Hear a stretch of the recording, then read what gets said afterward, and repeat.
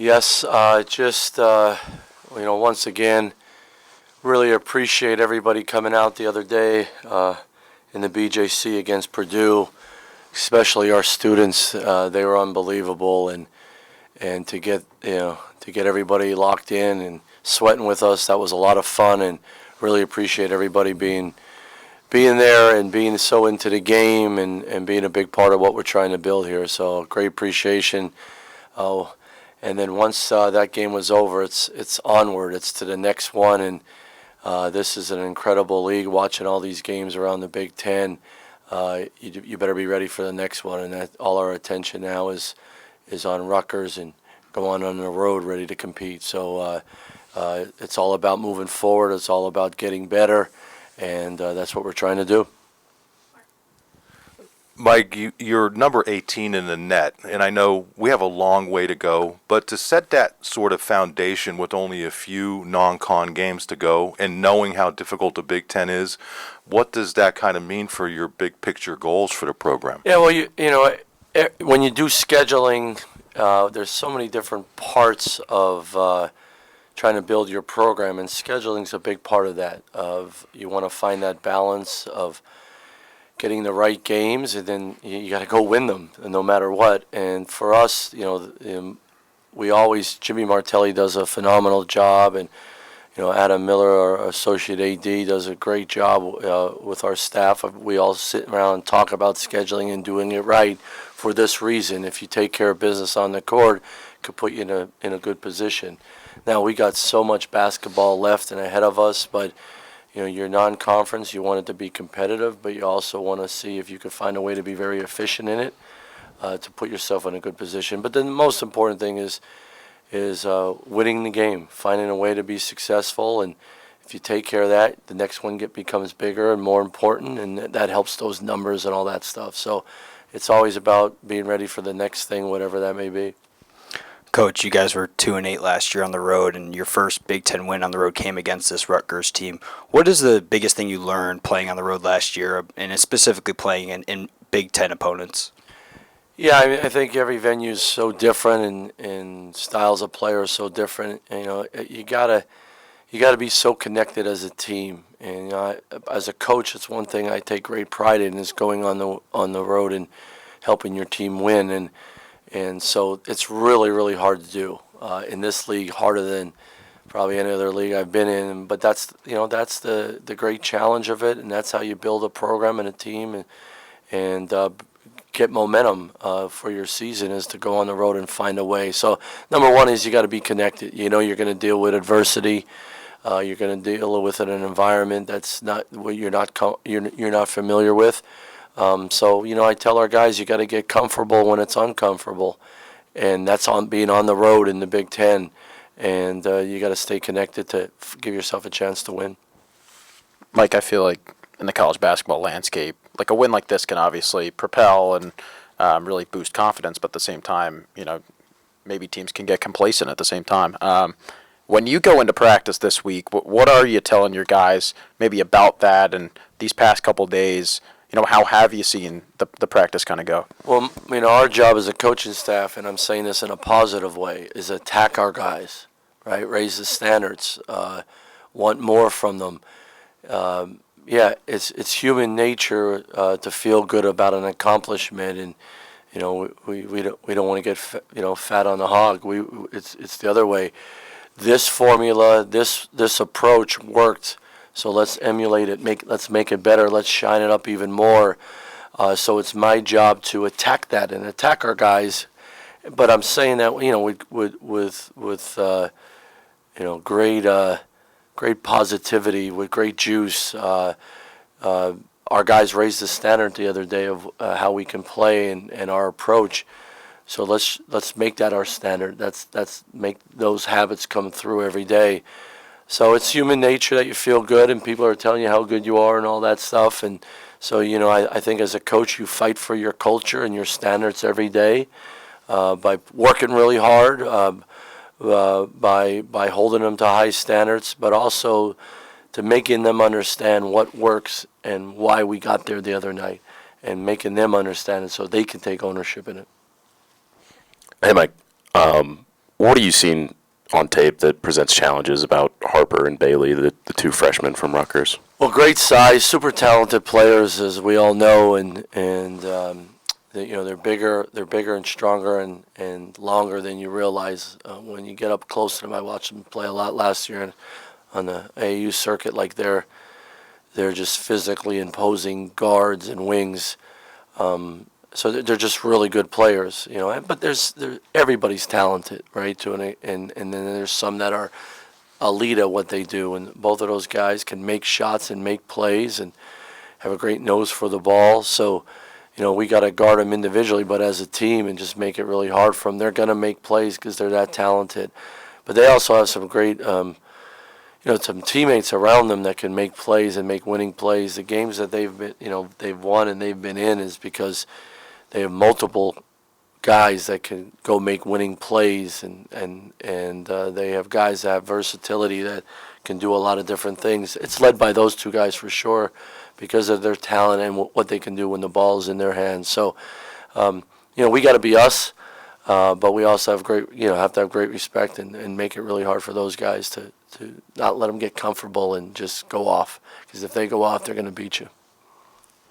Coach, up here on the riser, Yannick, I think, learned last week that Big Ten center is different than playing these non-conference games. They went right at him, trying to back him down. How much time have you guys spent talking to him about how different things are going to be now in conference play than they were maybe against Buffalo the other night? Yeah, a lot. But, Yannick's played a lot of international basketball, so he's played against big guys bigger than him and older than him and all that stuff. So, what I was really impressed with Yannick in the Purdue game was he didn't get as many scores or opportunities to score, but he kept playing so hard.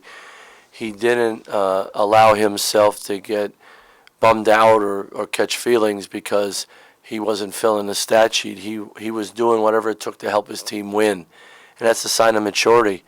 And sometimes, like Zach in a few games already, I'm just going to help my team win. If today's my night, great. If today's not my night, statistically, I'm going to do all the other things. And I thought Yannick did that. If you watch the tape, I just thought some of his effort around the rim and some of his maturity with the ball when things, he couldn't get a shot or a score, he just kept playing. And I was super proud of him. I made a big deal about that to him the other day in front of the coaches, that I thought he made winning plays and was involved in action that helped Penn State win the basketball game, and that's great respect for guys like that. And he's still figuring out, and he's still trying to play in our system that's new to him. So there's a lot of growth there for sure. But that's playing in the Big Ten. Every night's a different approach and a different defense, a different player, and you just got to learn as you go, and sometimes you learn on the fly.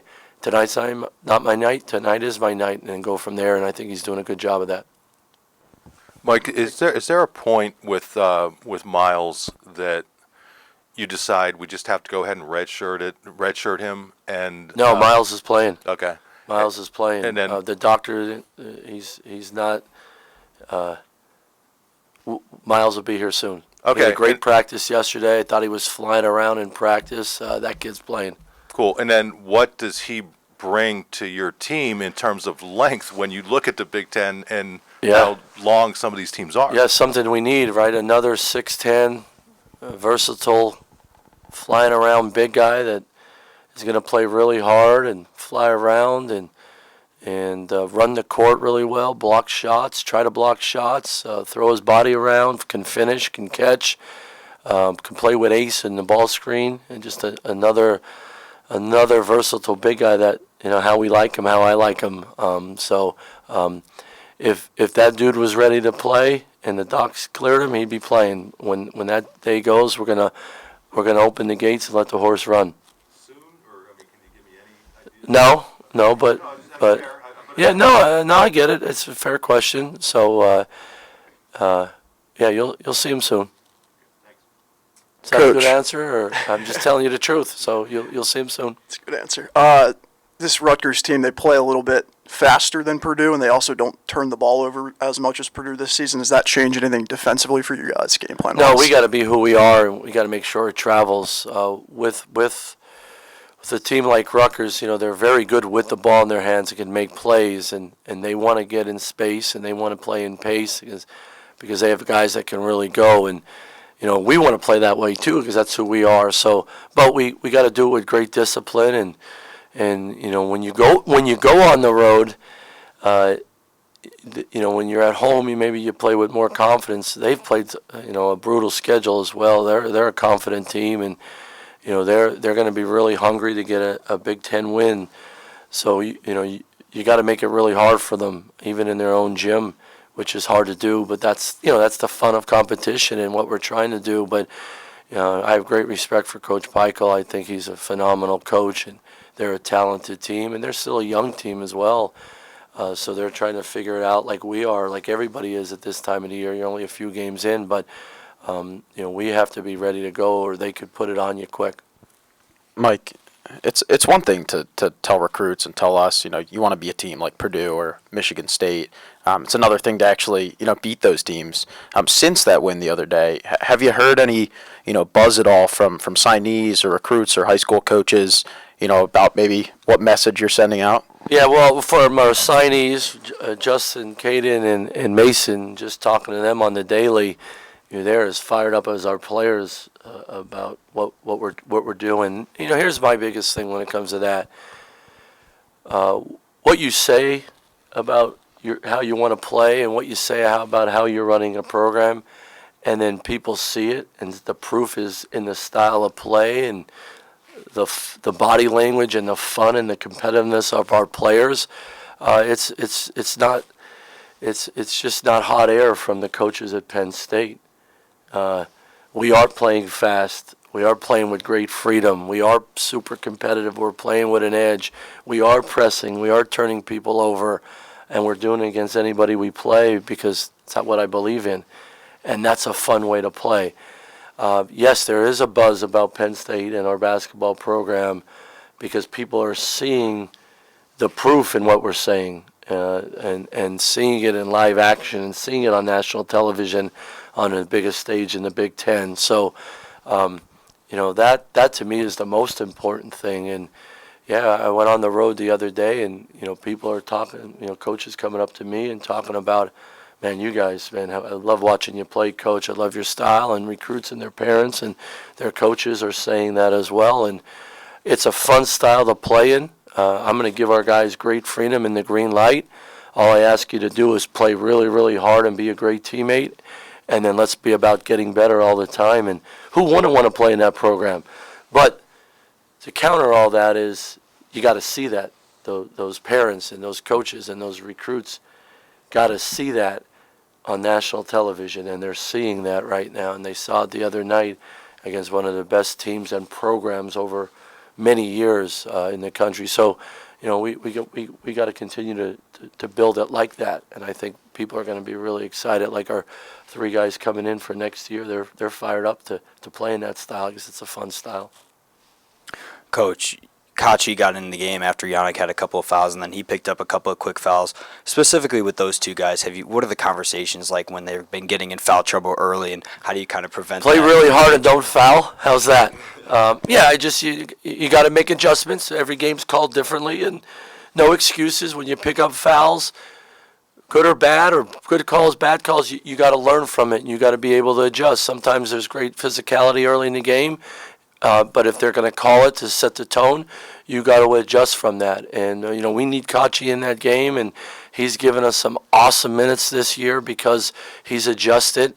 Yannick's done it as well, and then playing puff at the 5 and going small ball with, he did a phenomenal job the other day. And, and then we get Miles. We're going to have different lineups out there all the time. But, one thing I love about Kachi, he cares so much, and he's about all the right stuff, but you got to make adjustments based on how the game is calling, or when you get one, you got to make sure you don't pick another foolish one up. Sometimes you play hard and you play physical, and the call doesn't go against you. Then maybe you have to play in the first half with 2, or maybe you got to make that adjustment. And we need those guys on the court for sure. And we got to be real physical and be real aggressive. We got to do it with great discipline and sometimes making sure you adjust without losing your edge. That will continue to come. He's still a sophomore playing in a different type of style. Yannick's playing different and more aggressive on defense than he ever has in his life. There's just still a level of adjustment those guys all gotta make, and we gotta help them with. Coach, as you really get into Big Ten play, what's the one piece of information you know this year about the conference that you wish you would have known last year? Every game is different. Every game is different from going on the road or playing somebody at home. And I've always felt this way, but even to a greater extent with all these games in the Big Ten is you still got to bring your best every night. You got to be ready to make in-game adjustments. You got to be ready to play differently. When I say differently, maybe adjust to the game, the way it's being called, or different runs and all that stuff. But you got to stick to who you are, because if we're going to win in this league, it's because we're different, and we're going to be aggressive, and we are, and being bold in our approach of hey, we got to make sure this travels on the road, the way we play and our style of play. And I think that's, you can't change your identity when you get to league play. You got to enhance it. And I think there's in-game adjustments you got to continue to make when you play some of these so well-coached teams, and some programs that have just different philosophies than yours. But you got to stick to the foundation that you're trying to build it on, and find ways to win. Coach, obviously all the attention for you guys right now is on Rutgers, but after a couple days after the Purdue win, what's the biggest takeaway from that game that you and the coaching staff want to emphasize to your guys about going forward? If you take the right approach, you're all about the team, you're all about Penn State winning, you can beat anybody you play against. That was my message to them when we came back in the gym after Purdue was you raised your standards. We didn't play special. We were us at a high level against a very good, disciplined, well-coached team who's picked to win the Big Ten, and you proved to yourselves and to others that if you play really hard, you're a great teammate, and you make it all about Penn State winning in those 40 minutes, that everybody could prosper and you could have a high level of success on any given night. I've always believed that. Your mindset's got to be all about helping your team win, and you do that, you get lost in the game and usually end up playing well and playing really hard. So, you're not like that all the time. It's hard to be like that. It's human nature. But man, I told the guys, you told on yourself Thursday night, but in a good way. And those are the standards we got to keep around here. Thanks, guys.